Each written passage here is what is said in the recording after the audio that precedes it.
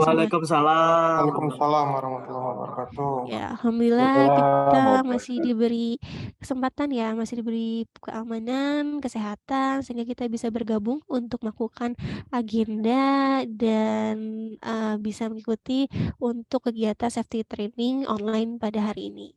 Jadi untuk di safety training online kali ini dari tim penjualan dan aktivasi retail Sumbagut, mungkin nanti ada beberapa step ya dari safety training ini. Dan sebelumnya mungkin perkenalkan saya Anissa dari tim K3KL dan ada dari Mbak Rika juga nanti sebagai pemateri, lalu juga ada dari Pak Yunian dari Pak Fresh Unit sebagai manajer dari K3KL. Nah, mungkin sebelum kita memasuki agenda pada pagi hari ini, dari Pak Unit, dipersilahkan Pak Unit untuk membuka dari kegiatan hari ini. Dipersilahkan. Oke, terima kasih Mbak Anissa. Assalamualaikum warahmatullahi wabarakatuh. Semangat pagi teman-teman semuanya. Pagi.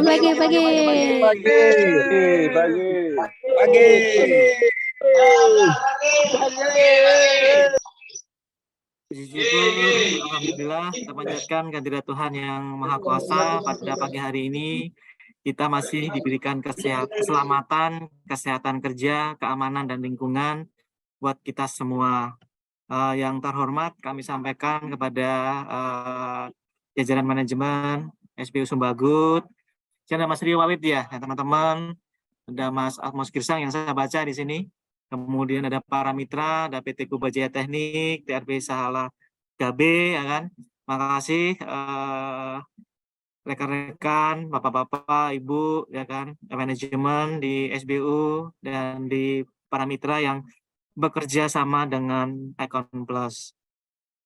Pada hari ini, hari yang berbahagia ini, kita bersama-sama join dalam Zoom ini untuk kita lakukan safety training secara online kepada rekan-rekan semua dengan tujuan kita mempunyai pemahaman, mempunyai pandangan yang sama terkait dengan keselamatan kerja. Kita bilang ilmu ya, katakanlah gitu ya. Karena kita ketahui bahwa kita bekerja di area yang berbahaya, katakanlah di area PLN, yaitu adanya tegangan listrik. Teman-teman tentunya paham bahwa tegangan listrik itu tidak bisa dilihat, tidak bisa diraba gitu ya, tapi ada rasanya, yaitu tersengat gitu ya. Tentunya ada cara-cara tersendiri bagaimana kita memitigasi kondisi bahaya tersebut.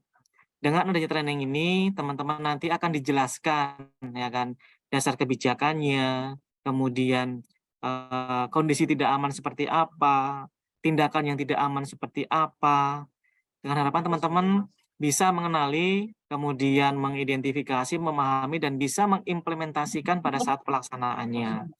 Yang harusnya dilakukan, silakan pada saat di lapangan untuk dilakukan, tetapi hal-hal yang harusnya tidak boleh dilakukan ya jangan dilakukan. Silakan teman-teman semuanya bertanya, berpartisipasi agar pada saat di lapangan nanti teman-teman sudah terbekali gitu ya, tidak bingung, tidak canggung, ya kan, tahu apa yang harus dilakukan. Nanti di sini juga ada pretest, ada post-test. Kemudian buat teman-teman yang mengikuti keduanya, pretest dan post-test, akan kita berikan yang namanya sertifikat, ya kan, sertifikat apresiasi atas keikutsertaan teman-teman semua yang ada di sini, terutama para mitra. Dengan diberikannya sertifikasi itu sebagai langkah awal ya, langkah awal bahwa teman-teman sudah belajar dengan harapan bisa memahami dan mengimplementasikan. Selebihnya teman-teman nanti yang akan mempergunakan gitu kan ya. Dan dalam post-test nanti akan ada batasan minimum kelulusan ya kan, yaitu minimal 70, nanti Mbak Anissa bisa menjelaskan. Kemudian kita berikan remedial juga 2 kali nih, jadi ada 3 kali sebetulnya. Itu sudah cukup lah ya kesempatan yang diberikan ke teman-teman untuk memahami. Goalsnya adalah teman-teman memahami dan yang lebih penting adalah bisa menjalankan di lapangan. Harapan saya semoga kita bisa mengikuti kegiatan ini dengan sebaik-baiknya sehingga menjadi bekal kita pada pekerjaan-pekerjaan mendatang dan bisa tentunya mewujudkan keselamatan kerja buat kita semua. Kembali berangkat selamat, pulang dengan selamat. Kemudian nanti juga dijelaskan terkait safety briefing kita yang baru, ada mekanisme tunjuk sebut ya kan. Itu cara kita untuk melakukan checklist terhadap APD kita, jangan sampai ketinggalan. Nanti juga akan disampaikan oleh pemateri dari K3KL. Demikian yang bisa saya sampaikan. Selamat belajar, semoga menjadi bekal buat kita semuanya. Sekali lagi, safety yes, healthy yes, accident no. Terima kasih buat teman-teman semuanya. Sukses untuk hari ini.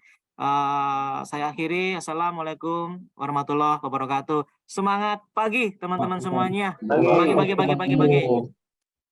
Pagi. Pagi. Terima kasih banyak Pak Monggo Mbak, lanjutkan. Yunet atas pembukaannya ya untuk mengawali kegiatan pada hari ini. Namun sebelum kita beralih langsung ke materi, kami persilakan kepada Mas Rio Wawit selaku manajer dari penjualan dan aktivasi retail untuk mungkin pembukaan ya untuk agenda pada hari ini ke rekan-rekan mitra ataupun ke rekan-rekan lainnya. Dipersilakan Mas Rio Wawit. Baik, terima kasih Mbak Nisa. Selamat pagi teman-teman semua. Pagi, Mas. Ya, Selamat pagi. sudah disampaikan dan dibuka oleh Bang Yunet juga. Terima kasih atas inisiatif untuk safety online ya di hari ini. Terima kasih juga teman-teman mitra yang sudah antusias untuk hadir juga. Mohon dapat disimak dan dipelajari secara serius begitu ya. Kenapa K3 ini menjadi begitu penting karena menyangkut nyawa begitu ya. Mudah-mudahan selama ini kan kita belum pernah ada kejadian-kejadian yang serius gitu ya. Mudah-mudahan tetap dipertahankan dan diteruskan begitu ya. K3 ini tidak bisa dilakukan induksinya gitu ya, nggak bisa sekali gitu ya, harus rutin dan memang harus melibatkan seluruhnya gitu ya, baik dari sisi manajemen, di sisi Econ Plus khususnya dan di teman-teman mitra di lapangan, karena teman-teman di lapangan yang berimpact langsung begitu ya apa yang terjadi di lokasi dan di lapangan, identifikasi problem ataupun near miss gitu ya istilahnya ya, ataupun potensi-potensi bahaya yang di lapangan itu teman-teman harus paham betul gitu ya, tahu betul dan aware betul terkait hal itu. Jadi kadang-kadang kejadian kecelakaan kerja itu bukan karena mereka tidak tahu gitu ya, mereka tahu tetapi mengabaikan itu gitu. Jadi tolong teman-teman seluruhnya, mitra khususnya dapat mengikuti agenda ini secara serius gitu ya, dipahami betul. Nanti kan ada pretest dan post-testnya, mudah-mudahan dapat nilai yang cukup bagus gitu ya, karena saya yakin teman-teman mitra di Sumatera Utara sangat paham gitu ya dan sangat membutuhkan ini gitu ya untuk keperluan kelancaran pekerjaan di lapangan. Mungkin nggak banyak dari saya, Bang Ine dan Mbak Anissa, mohon dapat dilanjutkan. Mudah-mudahan bermanfaat buat kita semua dan Econ Plus khususnya. Kira-kira itu, terima kasih. Selamat pagi. Assalamualaikum warahmatullahi wabarakatuh. Waalaikumsalam warahmatullahi wabarakatuh. Terima kasih Bang Rio. Terima kasih banyak Mas Rio atas arahan dan tambahannya untuk mengawali dari kegiatan hari ini. Oke, rekan-rekan, mungkin sebelum kita awali sudah terlampir ya untuk link absensi di chat, di kolom chat, mungkin bisa diisi dulu untuk daftar kehadirannya. Dan saya izin menjelaskan untuk mekanisme dari kegiatan safety training ini. Jadi nanti rekan-rekan kita awali dulu ya dengan pretest. Kami berikan waktu 10 menit untuk rekan-rekan bisa mengisi dari pretest tersebut. Lalu setelah itu nanti ada penyampaian materi oleh Mbak Rika terkait dari K3. Lalu setelah penyampaian materi selesai, kami lanjutkan dengan post-test. Nah, mohon rekan-rekan untuk bisa mengisi post-test juga ya. Karena jika rekan-rekan hanya mengisi salah satunya, kalau hanya mengisi pretest saja atau mengisi post-test saja, ini tidak bisa mendapatkan sertifikat yang kami keluarkan atau kami berikan kepada rekan-rekan. Oleh karena itu, mohon diperhatikan rekan-rekan diisi pretest dan post-testnya. Dan jika nanti hasilnya memenuhi sesuai standar penilaian kami, akan kami keluarkan, akan kami berikan untuk sertifikatnya. Di mana sertifikat ini tentunya hanya bisa dipergunakan di lingkungan PLN Icon Plus saja ya rekan-rekan. Oke, tanpa berlama-lama, mungkin saya izin untuk berikan link pretestnya ya rekan-rekan ya. Rekan-rekan bisa mengisi. Kami berikan waktu 10 menit untuk rekan-rekan bisa mengisi. Mohon diisi dengan baik dan benar. Mohon diperhatikan dengan teliti untuk pertanyaannya. Untuk absensi daftar kehadirannya di link ya rekan-rekan ya, bukan di kolom chat. Oke, untuk link pretestnya sudah saya kirim kolom chat. Mungkin bisa diisi dulu rekan-rekan yang ada di sini. Kami tutup ya, berarti di 10.31. Silakan diisi terlebih dahulu.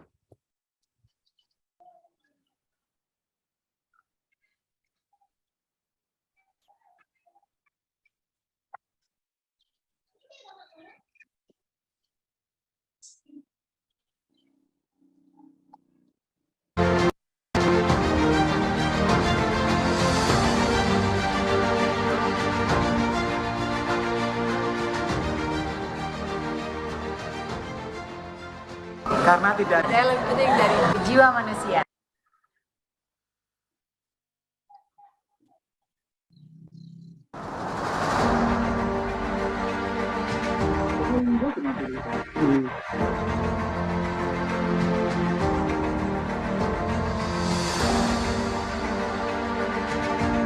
Rekan-rekan untuk melakukan pemahaman, menambah ilmu ya terkait apa sih itu K3. Jadi rekan-rekan bisa mengimplementasikannya nanti saat di lapangan. Mungkin saya persilakan Mbak Rika untuk melakukan penyampaian materi dari K3 ini.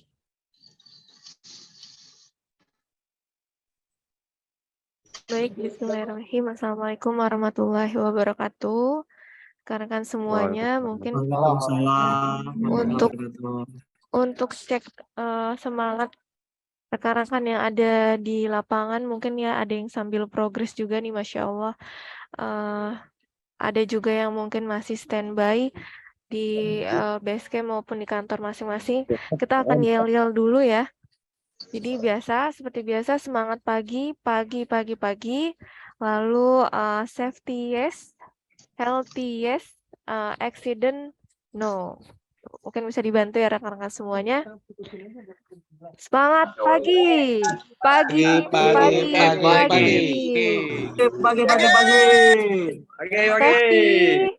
yes. Healthy yes. Accident No. Oke, baik. Terima kasih banyak semangatnya rekan-rekan semuanya. Mungkin note dulu nih untuk teman-teman yang sambil progres, mungkin sambil mengikuti kegiatan training hari ini, mohon tetap berhati-hati ya selama melakukan pekerjaan, terutama pekerjaan di ketinggian atau yang sedang melakukan penarikan. Ini mohon diperhatikan ya untuk saat melakukan pekerjaannya. Oke, langsung saja mungkin saya izin share screen terkait materi hari ini. Apakah sudah terlihat di layar? Sudah, Kak. Oke, baik. Terima kasih banyak. Jadi untuk pagi hari ini saya akan membawakan training mengenai K3. Jadi dasar-dasar K3, kebijakannya apa saja, lalu terkait unsafe action, unsafe condition, dan lain sebagainya. Nah, ini untuk konten yang akan dibahas di safety training online pada pagi hari ini. Nah, tentunya adanya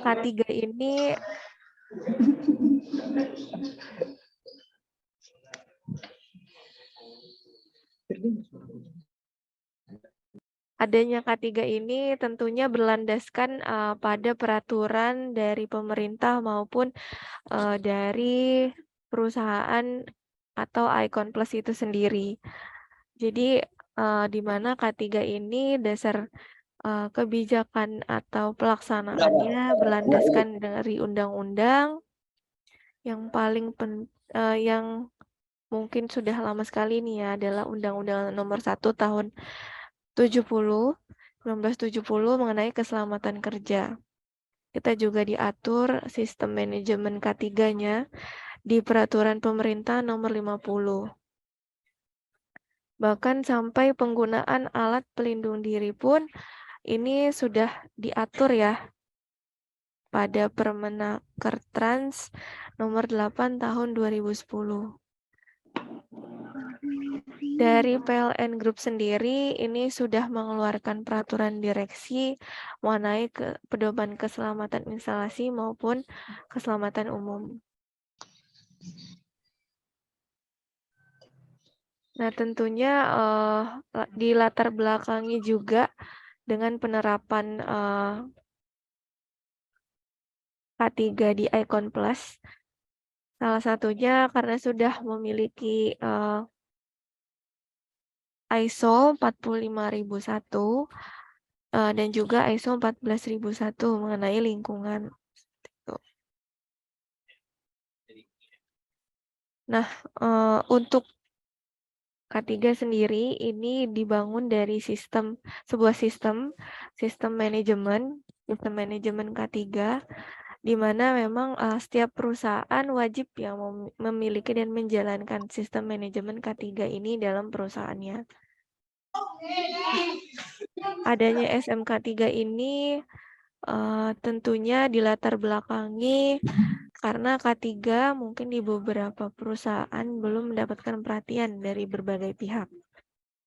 Angka kecelakaan kerja di Indonesia mungkin maupun di dunia ini mungkin masih bergerak naik setiap tahunnya.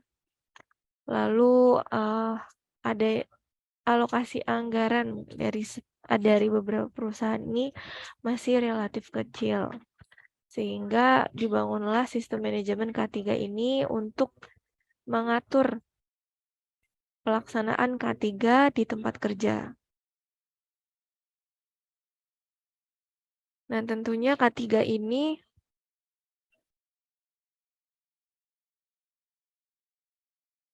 adanya pelaksanaan K3 ini dimaksudkan untuk menjamin dan melindungi keselamatan dan kesehatan bagi para pekerja. Untuk sebagai upaya juga terhadap pencegahan kecelakaan kerja dan penyakit akibat kerja. Jadi K3 ini sebenarnya adalah hak dari setiap para pekerja untuk diberikan oleh perusahaan terkait penjaminan dan perlindungan di tempat kerjanya itu sendiri. Nah, K3 sendiri juga berguna untuk meningkatkan efisiensi dan produktivitas. Tentunya kalau kita bicara produktivitas, ketika terjadi kecelakaan kerja,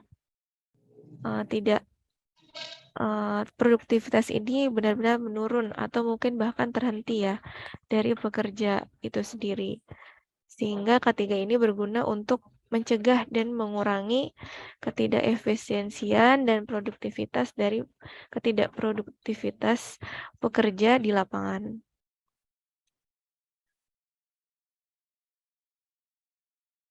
Nah, mungkin pengenalan sedikit mengenai dasar-dasar K3 ini masuk kepada pembahasan bahaya dan juga resiko. Mungkin kita sering mendengar ya di lapangan ada bahaya gitu ketika kita misalnya melihat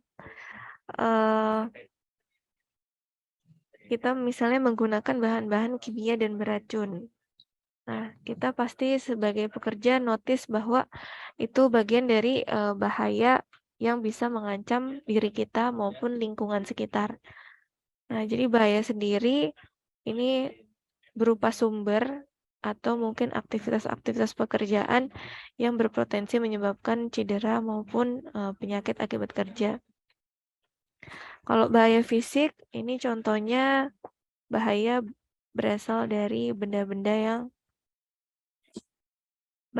bahaya yang berasal dari mungkin kegiatan fisik di sekitar, seperti kebisingan, lalu juga getaran yang berlebih dari alat kerja, dan lain sebagainya. Untuk bahaya biologi ini seperti misalnya ada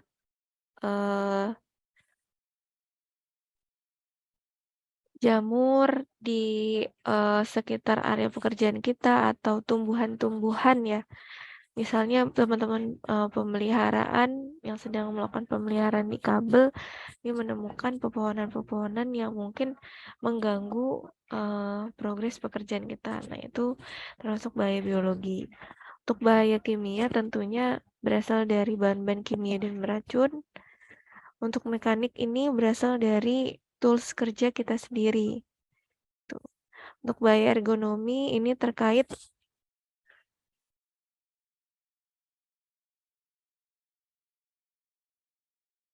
untuk bahaya ergonomi sendiri ini berasal dari ketidaksesuaian pekerja ketika mungkin duduk atau menggunakan alat-alat kerjanya sehingga bisa menyebabkan cedera biasanya. Nah, untuk bahaya psikososial ini berasal dari interaksi ya antar manusia atau misalnya dengan pihak-pihak terkait saat melakukan progres pekerjaan.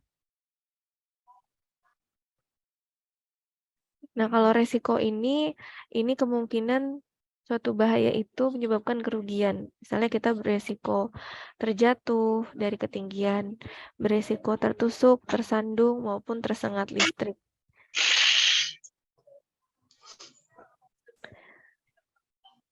Nah, di lapangan juga kita mengenal adanya kondisi yang tidak aman dan juga tindakan yang tidak aman.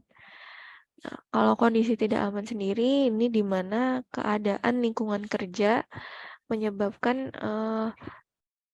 lingkungan kerja kita menjadi tidak aman dan bisa menyebabkan kecelakaan maupun cedera.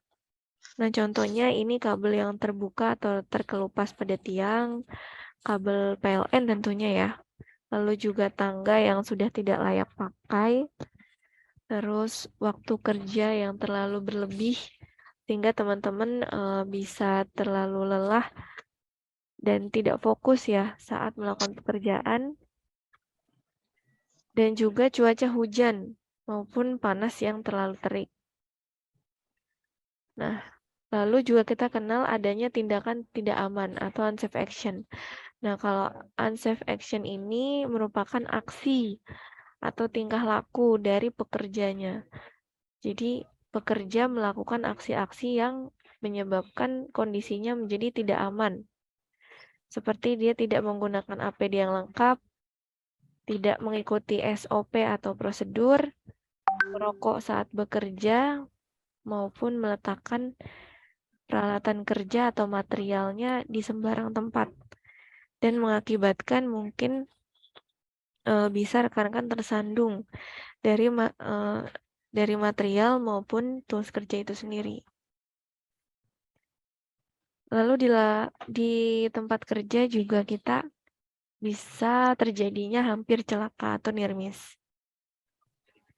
Nah, ini mungkin rekan-rekan di lapangan tentunya terkadang merasakan ya hampir celaka ini.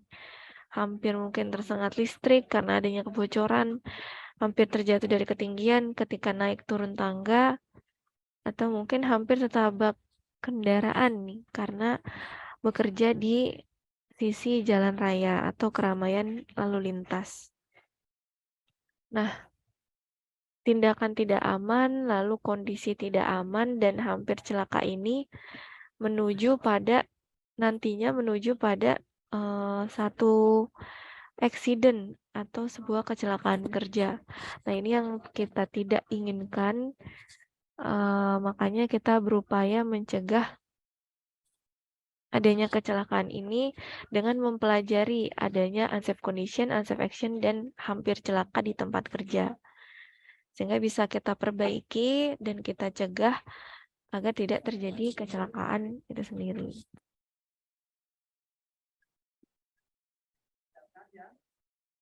Nah, untuk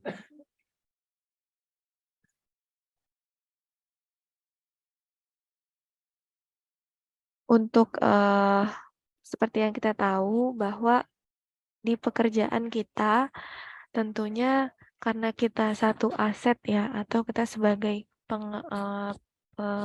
manfaat aset milik PLN, maka kita mempunyai keunikan tersendiri ya dari provider-provider yang lain. Nah, salah satunya adalah bekerja di area ketenaga listrikan atau bekerja di aset milik PLN, di mana di sana ada tegangan listrik yang bisa mengancam jiwa kita. Tuh. Nah, makanya kita harus mengenal dasar-dasar K3 listrik. Setidaknya mengetahui apa saja aset-aset milik PLN yang sekiranya bisa mengancam jiwa kita. Yang pertama ini ada saluran udara tegangan ekstra tinggi. Ini mungkin untuk teman-teman retail tidak bekerja di area ini ya. Tapi mungkin sebagai pengetahuan bahwa sutet ini bertegangan 200 kV sampai 500 kV. Untuk saluran udara tegangan tinggi atau SUTT ini 30 kV sampai 150 kV. Nah, untuk di poin 3 dan 4 ini menjadi lokasi kerjanya rekan-rekan mitra di lapangan. Jadi ada tegangan menengah dan juga tegangan rendah. Mungkin kalau di patrol suka ditanya, Mas coba tunjukkan tiangnya seperti apa. 1 jalur atau 3 jalur. Atau 1 fasa atau 3 fasa. Nah, mungkin bisa dilihat ya di gambar bahwa tegangan menengah ini ada 3 jalur atau 3 fasa. Fasa R, S, dan T. Nah, ini tegangannya sebesar 6 kV sampai 30 kV. Jadi 1 kV tuh berapa, Mbak? 1 kV tuh 1000 volt. Jadi sangat besar ya. Jadi kalau biasa kita di rumah-rumah itu 220 volt. Nah, bayangkan aja kalau di tegangan menengah ini bisa kekuatannya sebesar sampai 6.000 sampai 30.000 volt. Jadi rekan-rekan bisa dipahami ya bahwa sangat amat berbahaya sekali untuk tegangan menengah ini. Untuk tegangan rendah atau yang 1 jalur ini sebesar tegangannya 40 volt dan 1000 volt.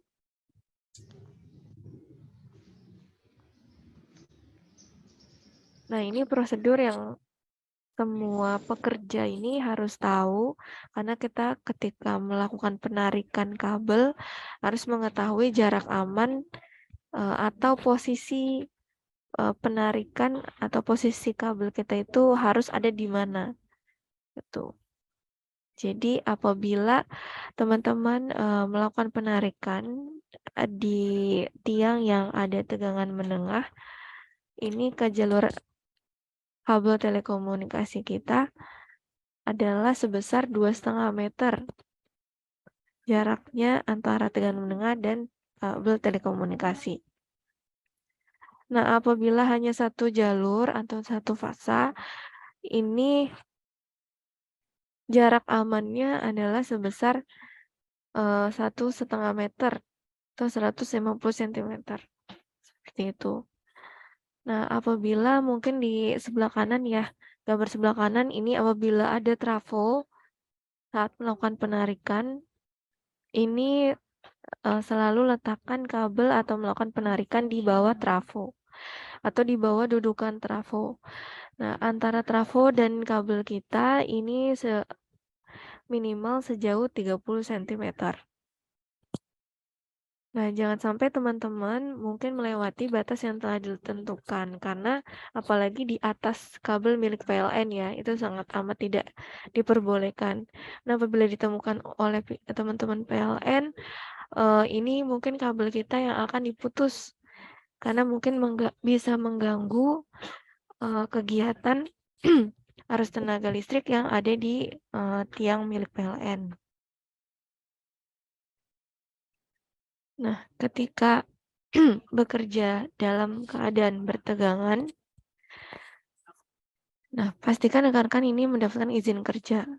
Bekerja minimal 2 orang, pastikan tubuh pekerja ini sehat, lalu juga menggunakan pakaian kering dan APD yang lengkap.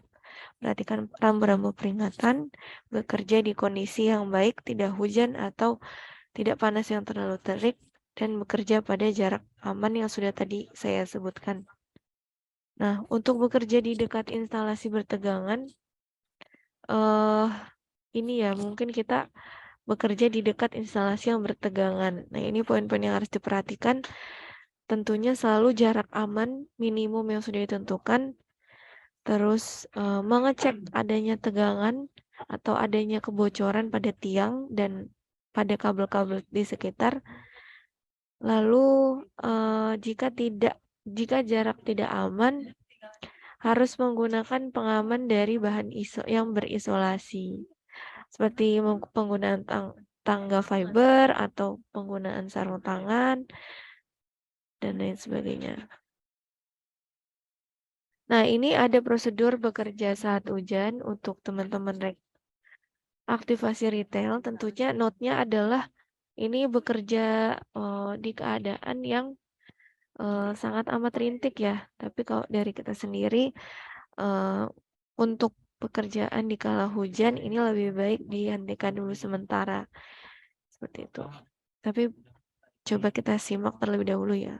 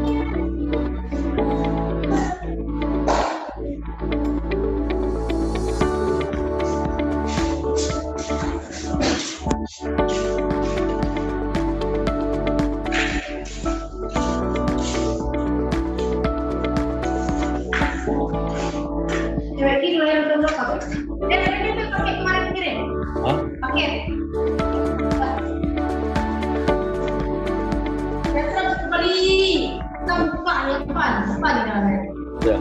Ibu kali gila. Ada cewek anak.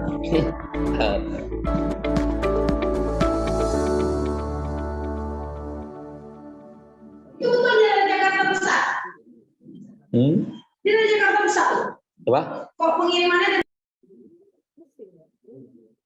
Oke, baik rekan-rekan semua, itu adalah video sedikit mengenai standarisasi ya. Mungkin aktivasi retail bekerja saat hujan maupun tidak saat hujan. Jadi kurang lebih teman-teman retail tentunya harus mempelajari video seperti itu ya. Jadi video berikut untuk mengetahui bagaimana prosedur yang harus dilakukan teman-teman dari awal datang di lokasi pekerjaan, mengecek lingkungan sekitar, lalu juga mengecek tegangan di tiang, mungkin apabila tiang besi, dan juga apabila tiang beton. Nah, ini fokusnya adalah mengecek kabel-kabel yang ada di sekitar, seperti lampu penerangan jalan, atau kotak pada lampu penerangan jalan yang terbuat dari besi. Nah, ini yang bisa menyebabkan kebocoran ya pada tiang maupun di area tiang. Nah, nanti untuk rekan-rekan mungkin bisa kita share ya untuk videonya agar bisa dipelajari lebih lanjut. Nah, untuk fase atau alur pelaksanaan K3, ini kita biasanya ada 3, tahap perencanaan, pelaksanaan, dan pengawasan. Kalau perencanaan, ini bisa jadi sebagai perencanaan rekan-rekan juga ya sebelum melakukan pekerjaan, ini dengan adanya safety briefing. Jadi briefing ini kita tujukan untuk sebagai perencanaan teman-teman sebelum ke lapangan. Apa saja yang direncanakan nanti kita bahas. Lalu untuk fase pelaksanaan ada safety patrol dan pengawasan untuk evaluasi.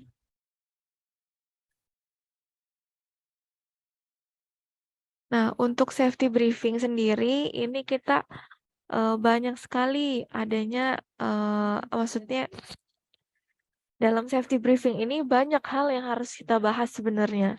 Coba teman-teman mungkin boleh pilih ya untuk semuanya lebih bagus dalam alurnya dilaksanakan atau teman-teman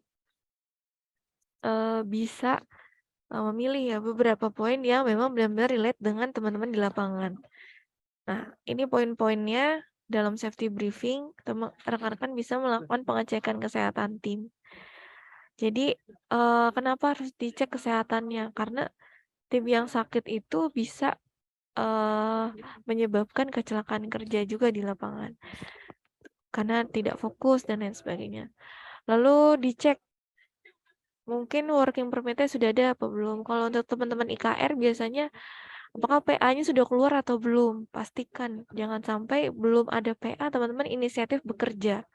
Karena ketika nanti nauzubillah ada kecelakaan kerja, teman-teman nggak punya bukti atau teman-teman bekerja secara ilegal, tidak ada surat penugasan, tidak ada surat penunjukan. Lalu pengecekan APD dan tools. Nah, ini agar teman-teman tidak beralasan lagi tertinggal di base camp karena rekan tidak melakukan pengecekan APD dan tools sebelumnya.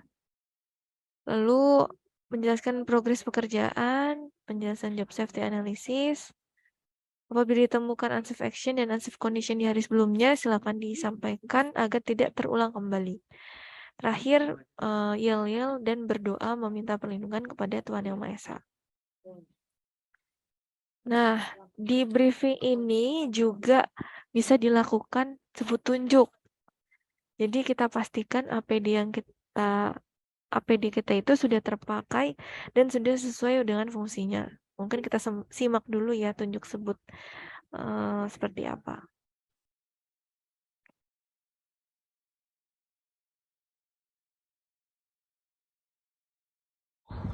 Semangat pagi, pagi, pagi, pagi. Helm terpakai, rompi terpakai, full body harness terpakai, sarung tangan terpakai, sepatu safety terpakai, tes pen siap, siap bekerja. Nah, jadi sebut tunjuk ini menunjukkan bahwa rekan-rekan itu sebenarnya siap untuk bekerja dengan APD dan tools yang sudah lengkap. Tuh. Oke. Nah, selanjutnya di fase pengawasan kita biasanya melakukan patroli. Mungkin ada yang pernah bertemu secara online maupun offline ya dengan kami. Nah, patroli ini untuk mengecek adanya masa implementasi K3 di lapangan. Jadi kita mengecek ada nggak aksi-aksi yang tidak aman dari rekan-rekan, kondisi lokasi pekerjaan seperti apa, ada nggak working permit-nya, atau izin kerjanya ada atau enggak. Dan APD-nya, yang terpenting APD-nya lengkap atau tidak. Nah,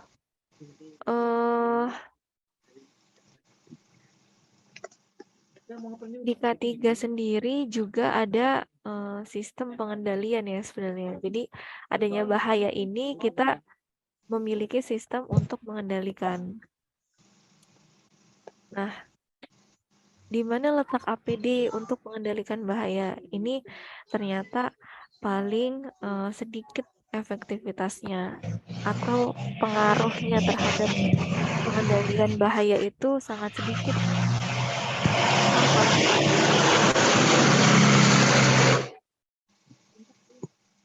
Nah, untuk itu rekan-rekan karena sangat sedikit efektivitas APD, maka tolong untuk ditingkatkan lagi awareness mengenai penggunaan APD, karena mungkin ya kita tidak bisa sebenarnya yang paling efektif adalah dengan mengeliminasi bahaya tersebut, tapi kita nggak mungkin mengeliminasi tiang listrik yang kita pakai karena itulah aset yang dimiliki oleh PLN yang kita manfaatkan. Substitusi atau kita ganti, sepertinya tidak mungkin ya kita mengganti tiang listrik milik PLN gitu. Lalu ada engineering control. Nah, diberikan isolasi terhadap mungkin kabel-kabel milik PLN yang bertegangan ini sudah dilakukan ya oleh rekan-rekan PLN. Tinggal kita yang bisa kita lakukan juga administratif control, yaitu dengan memperhatikan jarak aman di tiang listrik tersebut. Nah, untuk standar APD di PLN sendiri, ini minimal penggunaan helm, lalu body harness atau safety belt, sarung tangan, dan safety shoes. Untuk kacamata sendiri ini opsional ya, bisa digunakan atau tidak. Nah, tools yang paling penting yang wajib teman-teman pakai adalah test pen. Jadi untuk mengecek adanya tegangan. Coba kita melihat video cuplikan berikut. Saat dua orang berjalan, tiba-tiba ada kabel jaringan listrik putus. Satu orang tersengat listrik dan yang satu orang menghindar dengan cara meloncat-loncat dengan kaki mencoba.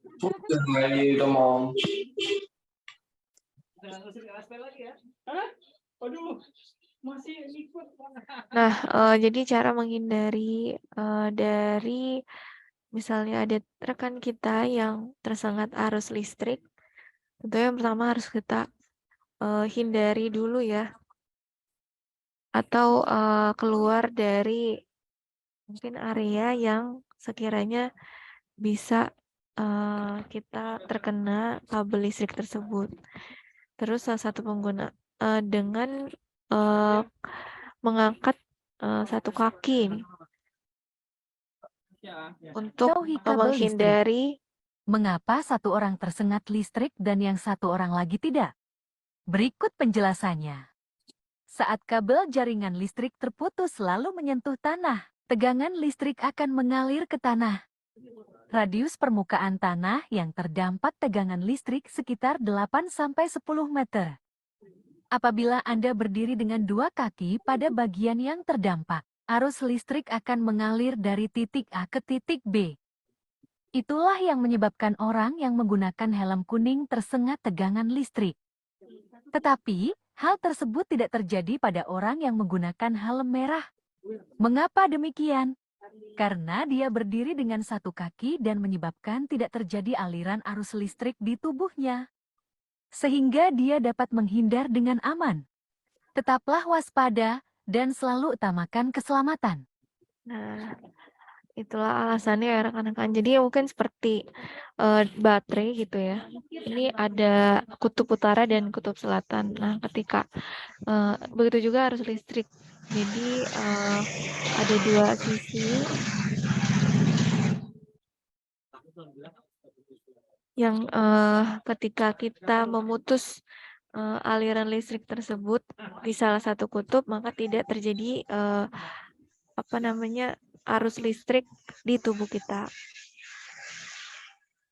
Nah, rekan-rekan juga mungkin harus ya mengetahui gimana caranya kalau misalnya di rumah user gitu, atau ketika melakukan penarikan atau bekerja di ketinggian ada kebakaran atau gempa bumi. Nah, untuk terjadinya gempa bumi, tentunya teman-teman harus menghindari bangunan ya yang ada di sekitar, bergerak keluar dari rumah user dan turun dari ketinggian seperti itu. Apabila ada kebakaran mungkin di area sekitar, menuju ke titik yang aman ya dari kebakaran tersebut.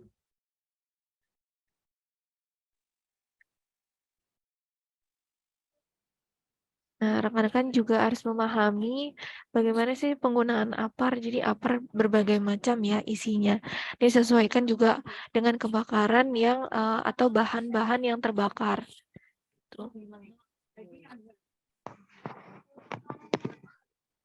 Nah, ini mungkin beberapa kejadian yang pernah terjadi ya kepada rekan-rekan kerja kita. Jadi pembelajarannya adalah ternyata kecelakaan itu benar adanya gitu di lokasi pekerjaan kita, dan penyebab utamanya tentunya ada tersengat arus listrik. Itulah yang paling mematikan rekan-rekan semuanya. Tidak melihat pekerjaannya apa di dalam rumah maupun di luar rumah, ini bisa menyebabkan kecelakaan. Nah, bayangkan mungkin rekan-rekan ya, ini mungkin untuk internal saja. Jadi ini melakukan penarikan yang menyentuh tegangan menengah yang saya tadi bilang 6-20 kV. Itu tadi lihat ya, rekan-rekan itu tidak menggunakan APD. Nah, di sini menyentuh tambahnya, menyentuh tegangan menengah tersebut, terjadinya ledakan dan rekan kerjanya tersengat arus listrik.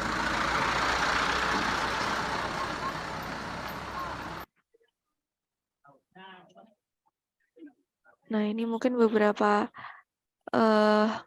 kejadian nyata ya rekan-rekan yang dialami oleh rekan kerja kita sendiri. Nah, ini sangat relate kepada teman-teman retail. Kenapa saya bilang relate? Karena ini memang terjadi di aktivasi retail gitu. Mungkin teman-teman menganggapnya, oh saya bekerja di tegangan rendah gitu ya. Saya bekerja di komplek rumah warga. Mungkin nggak ada bahaya di area kerja kita, tidak bertegangan Bu gitu.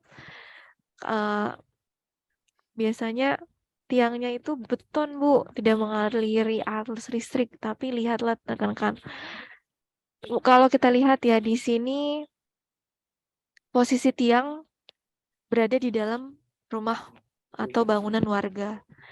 sehingga penarikan dilakukan di lantai 2 rumah warga tersebut atau atap rumah. Tuh. Nah, lalu rekan-rekan ini tidak sengaja melakukan atau berdiri ya di lantai 2 tersebut. Dan juga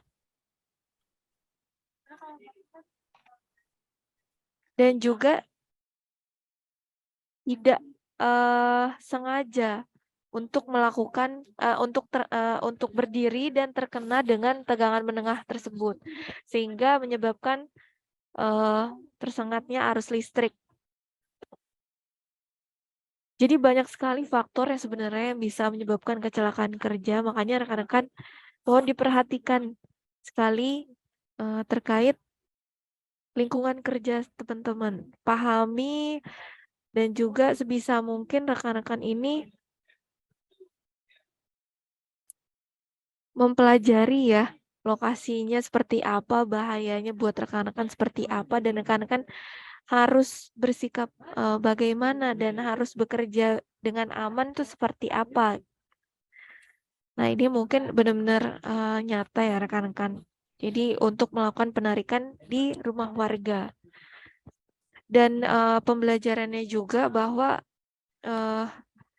pekerjaannya berawal dari inisiatif pekerja itu sendiri. Jadi ini bekerja ilegal, tidak ada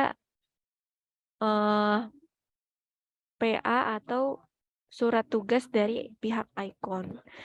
Itu jadi salah satu poin penting yang mungkin teman-teman harus pahami semua ya. Nah, mungkin ini video terakhir dari saya.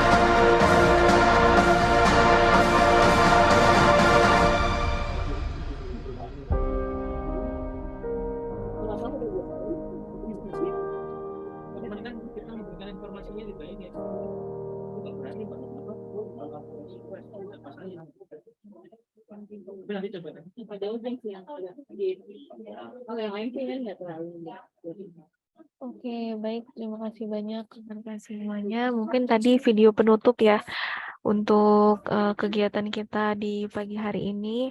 Tentunya pengingat terbesar rekan-rekan kenapa harus melakukan atau mengimplementasikan K3 di lapangan ya. Pengingat terbesar tentunya keluarga. Karena ketika sudah terjadi kecelakaan kerja, tentunya keluarga yang sangat amat berdampak sangat banyak gitu ya, dari mungkin kehilangan dari segi material maupun moral gitu. Jadi di sini sedikit ada kata-kata bahwa tidak ada yang lebih penting dari jiwa manusia. Ini bukan hanya sebagai tagline, tapi konsistensi dalam mematuhi K3 di setiap pelaksanaan pekerjaan itu adalah sebuah keharusan dan kewajiban diri masing-masing. Karena pada akhirnya seorang di sana selalu menunggu kita dengan rasa cinta yang bernama keluarga. Baik rekan-rekan semuanya, mungkin itu sedikit sharing ya mengenai training K3 untuk rekan-rekan aktivasi retail Sumatera bagian utara di pagi hari ini. Mungkin kita langsung lanjut ke sesi tanya jawab. Sudah pukul 11.17 ya. Silakan mungkin rekan-rekan yang ada di SBU maupun yang di lapangan, apabila ada pertanyaan maupun mungkin sharing pengalaman di lapangan juga dipersilakan. Ya, Assalamualaikum warahmatullahi wabarakatuh. Waalaikumsalam warahmatullahi wabarakatuh. Mungkin bisa bisa dijelaskan dulu ya Pak ya, nama dan juga dari mitra. Saya Darman Iska dari Pedina Utama Group. Ini tadi saya ada, kalau ketemu tiang yang ada trafonya, ada gardunya. Jadi kan jaraknya kita kan di bawah gardu, bawah trafo. Tapi kadang-kadang kita jumpa itu trafo atau gardu ini jarak dari bawah tiang ke atas itu rendah, dan posisinya itu nggak ada tiang lain, dan itu crossing. Itu gimana? Apa kita ajukan pemasangan tiang atau gimana? Itu aja Pak, terima kasih. Baik, terima kasih Pak Darmansyah dari Pedina ya Pak ya. Dari mana Pak mitranya? Aceh Pak. Dari Aceh. Untuk mitranya namanya apa lengkapnya? Pedina Utama Group. Pedina Utama Group. Oke. Baik, terima kasih banyak Pak Darmansyah dari PT Pedina Utama ya, teman-teman dari Aceh. Mungkin saya langsung izin dijawab langsung aja mungkin ya. Tadi pertanyaannya adalah apabila ada tiang yang di sana ada trafo ya. Namun untuk jarak dudukannya sendiri ini sudah rendah ya Pak ya. Iya. Itu, dan mengharuskan teman-teman mungkin adanya crossing ke yang di seberang. Yang harus dilakukan. Nah, mungkin tadi sudah saya sampaikan ya terkait prosedurnya bahwa bagaimanapun kondisinya gitu ya, kabel kita ini tidak diizinkan sejajar dengan trafo. Karena rekan-rekan PLN sendiri yang menjelaskan bahwa adanya kabel kita itu pertama bisa mengganggu aktivitas rekan-rekan yang ada, rekan-rekan PLN yang mungkin melakukan pemeliharaan trafo atau trafonya itu sendiri, atau bisa menyebabkan gangguan di jalur distribusi milik PLN. Itu poin pertama. Lalu poin keduanya adalah di trafo sendiri itu sudah ada induksinya, Pak. Gitu. Jadi jarak derajat itu kita bisa merasakan mungkin adanya arus listrik ya, atau Kurang terasa jelas Mbak. Ini ada suara-suara masuk nih. ya. Jadi yang pertama Pak, sesuai dengan prosedur, memang kita tidak diizinkan sejajar maupun apalagi di atas trafo gitu ya, kabel kita. Karena memang ini bukan tanpa alasan. Karena alasannya sendiri sudah jelas dari rekan-rekan PLN sudah merasakan ketika misalnya ada kabel kita yang sejajar dengan trafo milik PLN, ini kita bisa mengganggu adanya jalur distribusi milik PLN. Ketika nanti teman-teman mungkin PLN melakukan pemeliharaan trafo atau mungkin yang paling merugikan adalah karena nantinya bisa menyebabkan gangguan nih di trafo tersebut sehingga adanya gangguan juga di jalur distribusinya. Makanya kita tidak diperbolehkan sejajar maupun lebih gitu dari posisi trafo tersebut. Nah, kalau misalnya seperti itu ditemukan seperti apa?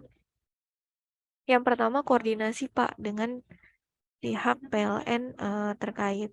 Pertama mungkin kita koordinasi dulu ya ke Icon gitu ya sebagai pemberi kerja rekan-rekan di lapangan.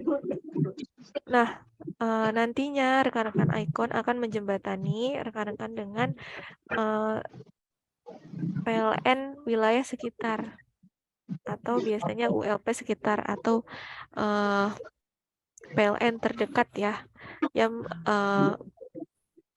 mungkin melakukan atau yang mengawasi lah jalur distribusi tersebut. Lalu juga nantinya kalau memungkinkan gitu ya, masih dalam tahap pembangunan juga.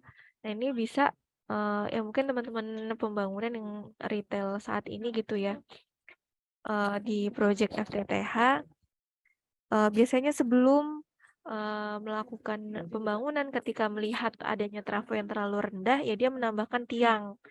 Tapi itu posisinya sudah masih dalam masa pembangunan tuh. Masa pembangunan project retail itu sendiri. Tuh. Itu bisa ditambahkan tiang di dekat trafo tersebut. Itu sudah saya pernah lihat juga di wilayah Palembang ya, dilakukan seperti itu. Tapi kalau misalnya sudah tidak ada pelaksanaan project, nah ini yang bisa dilakukan ya melakukan koordinasi ke PLN setempat. Itu sih mungkin Pak Darmansyah, mudah-mudahan bisa menjawab ya dari pertanyaannya. Iya. Kalau untuk apa namanya, kalau misalkan memang harus ada juga di lapangan ketika rekan-rekan pun ya memaksakan gitu. Udah deh, ya udah Icon nggak tahu, PLN nggak tahu gitu, pasang aja dulu deh di antara trafo atau di atas trafo. Bapak bisa pasang sekarang. Nanti seminggu lagi, 2 minggu lagi mereka melihat kabel kita, kabel Bapak yang diputus. Kita komentar lagi dengan pihak pelanggan. Pelanggan juga nanti yang dirugikan. Gitu, Pak. Jadi kita pun membicarakan ini bukan tanpa alasan karena nanti ke depannya pasti kita juga yang dirugikan kalau misalnya kita memaksakan hal tersebut ya Pak ya. Gitu. Mungkin itu Pak Darmansyah. Iya Mbak. Oke, di kopi. Ya, terima kasih banyak. Ada lagi mungkin rekan-rekan yang lain?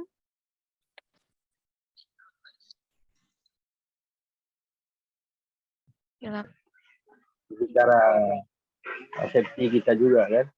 Ini rata-rata standar kabel jaringan induk kita yang masuk ke FAT itu berapa ketinggian dari tanah itu berapa. Terus standar FAT-nya itu di bawah jaringan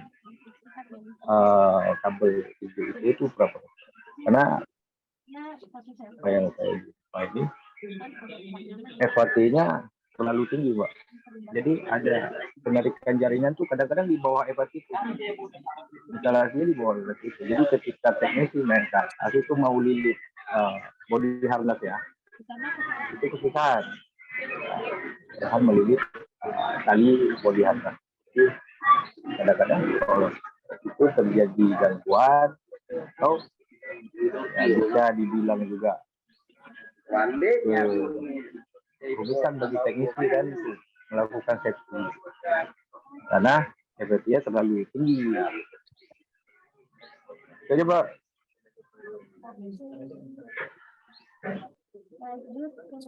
Oke, pertanyaannya mengenai jarak FAT ya Pak ya, dari tanah ya Pak ya? ya, antara FAT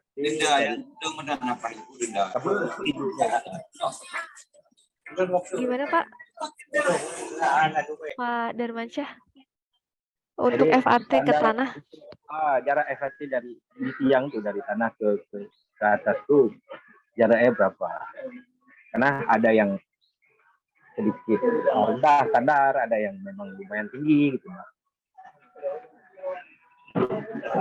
Oke, sehingga pekerja ini untuk melilit full body harness ini kesulitan ya Pak ya?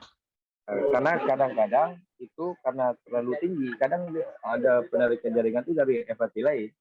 Jadi ketika melewati FAT itu banyak kabel itu yang kita temukan di bawah FAT. Nah, jadi begitu teknisi naik ke FAT itu, dia mau lilit tali body harness itu susah karena terhalang sama kabel-kabel yang sudah ada di situ. Gitu.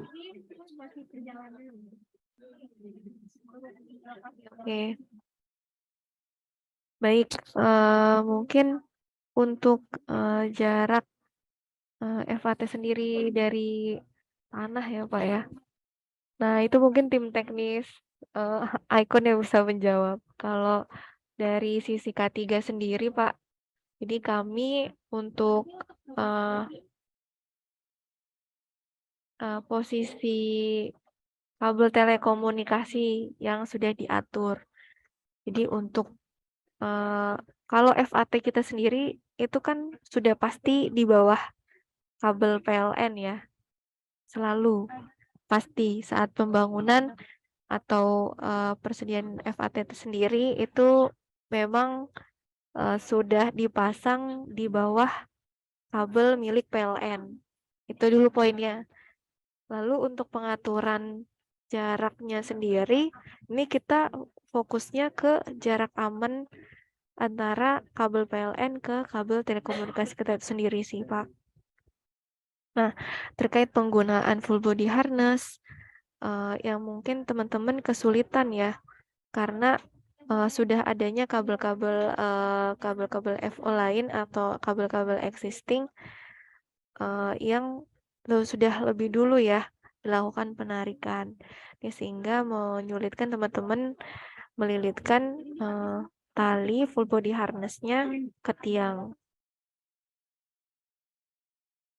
Nah, untuk penggunaan full body harness sendiri, ini kan biasanya rekan-rekan itu bekerja ada yang sejajar dengan dada, ada yang mungkin lebih nyamannya itu bekerja mungkin di atas kepala gitu ketika dengan maksudnya di atas kepala itu posisi FAT ada di atas kepalanya begini, lalu ada juga yang mungkin sejajar dengan dada melakukan pekerjaannya seperti ini atau mungkin di bawahnya. Nah itu kan kembali lagi ya ke tim teknisi masing-masing gitu. Jadi kenyamanannya seperti apa untuk melakukan pekerjaan gitu. Nah, ketika ditemukan kondisi yang seperti itu, ya mungkin bisa kita lihat lagi. Kalau misalnya memang tidak memungkinkan untuk pekerja melakukan, maksudnya melilitkan full body harness-nya itu di antara FAT dan kabel existing, ya berarti mungkin harus lebih tinggi lagi ketika melakukan pekerjaan. Itu, tapi tidak sampai sejajar dengan kabel milik PLN. Seperti itu.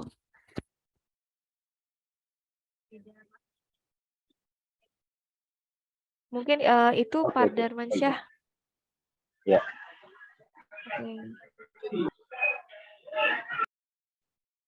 Iya, silakan dari PPS ya. Silakan kalau sambil melakukan pekerjaan.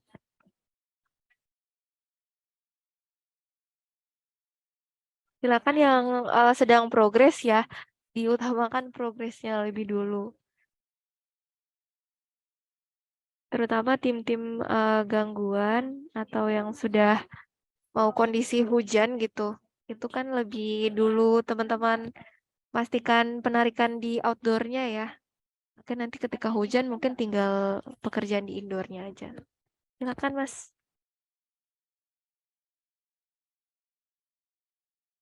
Ada lagi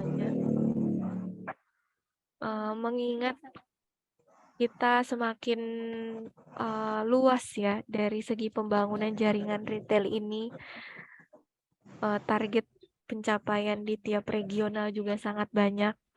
Mungkin tahun ini 1 juta ya kalau nggak salah ya. Mungkin dari tim Icon bisa menjawab nih. Mas Amos mungkin ya. Tahun ini targetnya berapa Mas terpasang untuk pelanggan?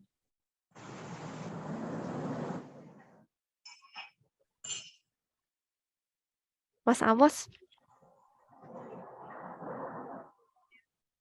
Ya, Nah, Mbak. ya. Berapa Mas target pelanggan tahun ini dari Icon Mas? Berapa pelanggan targetnya?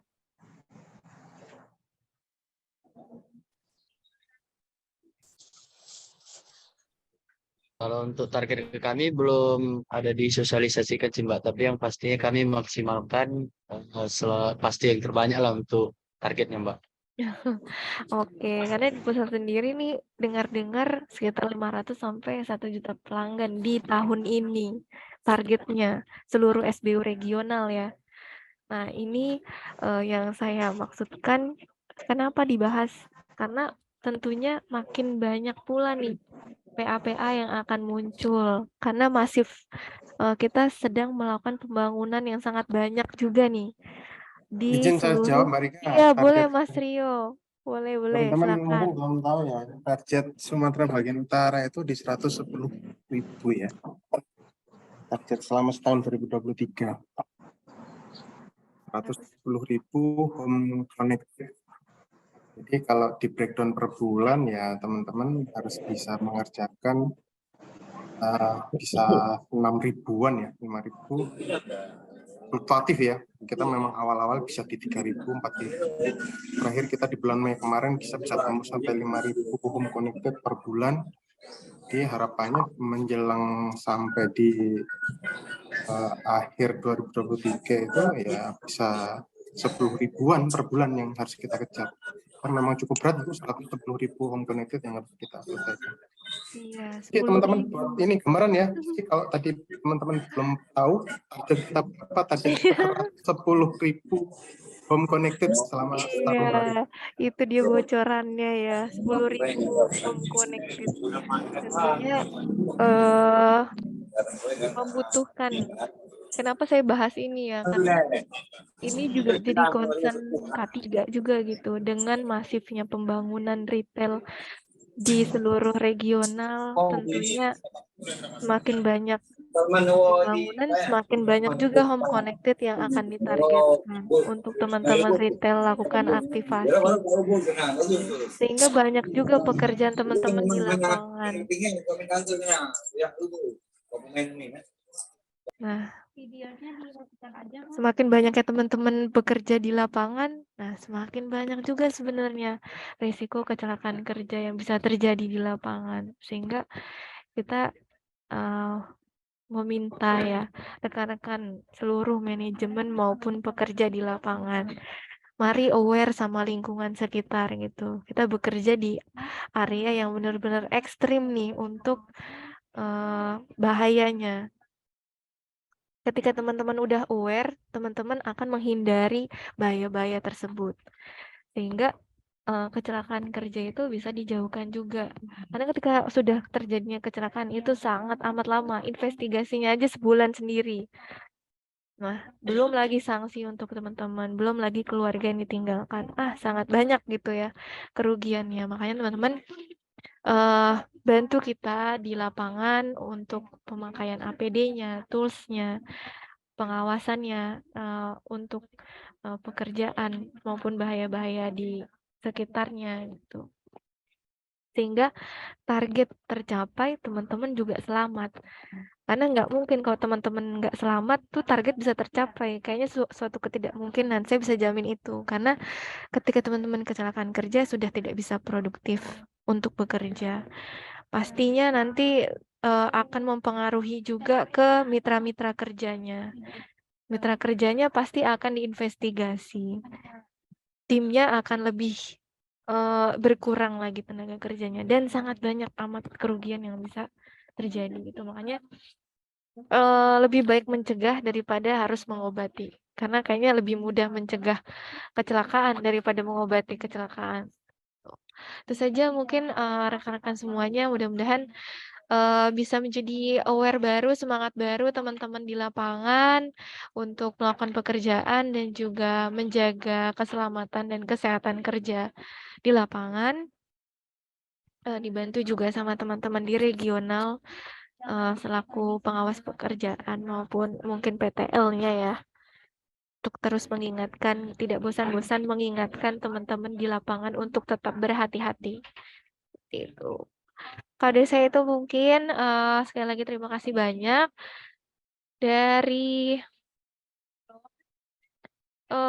Mas Rio mungkin ya, closing statement Mas untuk teman-teman yang ada di lapangan maupun teman-teman yang ada di kantor, dipersilakan. Oke, teman-teman makasih ya Mbak Rika dan tim K3KL yang sudah memberikan pemahaman secara menyeluruh dan detail kepada teman-teman di lapangan.